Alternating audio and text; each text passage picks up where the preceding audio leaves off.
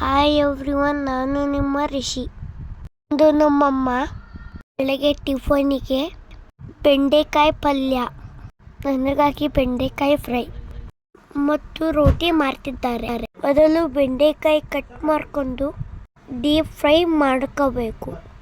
ಬೆಂಡೆಕಾಯಿ ಫ್ರೈ ಮಾಡುವಾಗ ತುಂಬ ಒಳ್ಳೆ ಅನಿಸುತ್ತೆ. ಅದಕ್ಕೆ ಸ್ವಲ್ಪ ನಿಂಬು ಹಾಕಿ ಲೋಳೆ ಕಮ್ಮಿ ಆಗುತ್ತೆ. ಈಗ ಅಮ್ಮ ಇನ್ನೊಂದು ಒಲೆಯಲ್ಲಿ ರೊಟ್ಟಿಗೆ ಇಡ್ತು. ಸ್ವಲ್ಪ ಉಪ್ಪು ಹಾಕುದು. ಜೋಳದ ಹಿಟ್ಟಿಗೆ ಸ್ವಲ್ಪ ರಾಗಿ ಹಿಟ್ಟನ್ನು ಮಿಕ್ಸ್ ಮಾಡ್ತು. ಕುದಿಯೋ ನೀರಿಗೆ ಹಿಟ್ಟು ಹಾಕಿ ಮಿಕ್ಸ್ ಮಾಡ್ತು. ಈಗ ಬೆಂಡೆಕಾಯಿ ಪಲ್ಯಕ್ಕೆ 2 ಟೇಬಲ್ ಸ್ಪೂನ್ ಎಣ್ಣೆ ಹಾಕಿ ಸಾಸಿವೆ, ಜೀರಿಗೆ, ಸ್ವಲ್ಪ ಜಜ್ಜಿದ ಬೆಳ್ಳುಳ್ಳಿ, 2 ಹೆಚ್ಚಿದ ಮೆಣಸಿನಕಾಯಿ ಹಾಕಿ ಫ್ರೈ ಮಾಡಬೇಕು. ನಂತರ ಹೆಚ್ಚಿದ 1 ಈರುಳ್ಳಿ ಹಾಕಿ ಈರುಳ್ಳಿ ಗೋಲ್ಡನ್ ಬ್ರೌನ್ ಬರುವವರೆಗೆ ಫ್ರೈ ಮಾಡಬೇಕು. ನಂತರ 1 ಹೆಚ್ಚಿದ ಟೊಮೊಟೊ ಹಾಕಿ ಫ್ರೈ ಮಾಡಬೇಕು. ಚೆನ್ನಾಗಿ ಮಿಕ್ಸ್ ಮಾಡಬೇಕು. ಚೆನ್ನಾಗಿ ಫ್ರೈ ಆದ ನಂತರ ಸ್ವಲ್ಪ ಅರಿಶಿಣ, ರುಚಿಗೆ ತಕ್ಕಷ್ಟು ಉಪ್ಪು ಹಾಕಿ ಮಿಕ್ಸ್ ಮಾಡಬೇಕು. ನಂತರ ಫ್ರೈ ಮಾಡಿದ ಬೆಂಡೆಕಾಯಿ ಹಾಕಿ ಮಿಕ್ಸ್ ಮಾಡಬೇಕು. ಅದಕ್ಕೆ ಗುರಾಳ್ ಪುಡಿ ಹಾಕಿ ಮತ್ತೊಮ್ಮೆ ಮಿಕ್ಸ್ ಮಾಡಬೇಕು.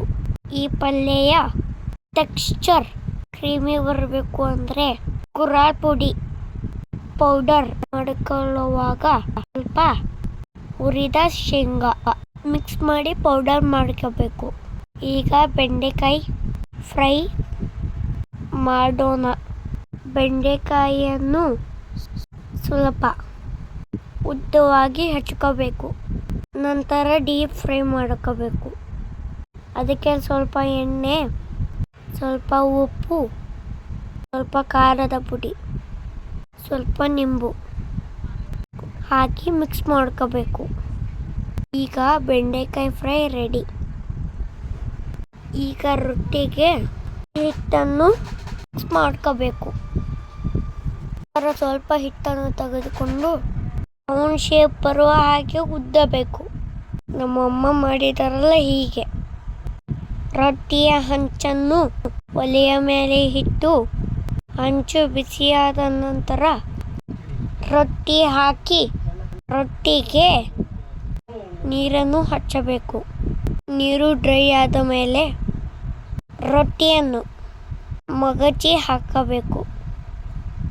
ರೊಟ್ಟಿ 2 ಕಡೆ ಕ್ಲೀನಾಗಿ ಬೆಂದ ನಂತರ ಹಂಚಿನಿಂದ ತೆಗೆಯಬೇಕು.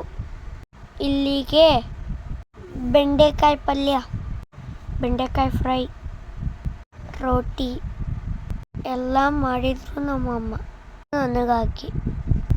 ತರಕಾರಿ ಆರಿಸಿ ಕೊಡುವಮ್ಮ ಹೇಳ್ತೀನಿ ಅಂತ ಬೆಂಡೆಕಾಯಿ ಫ್ರೈ ಮಾಡಿದರೆ ನನಗೋಸ್ಕರ. ಬನ್ನಿ ಎಲ್ಲರೂ ಊಟ ಮಾಡೋಣ. Thank you.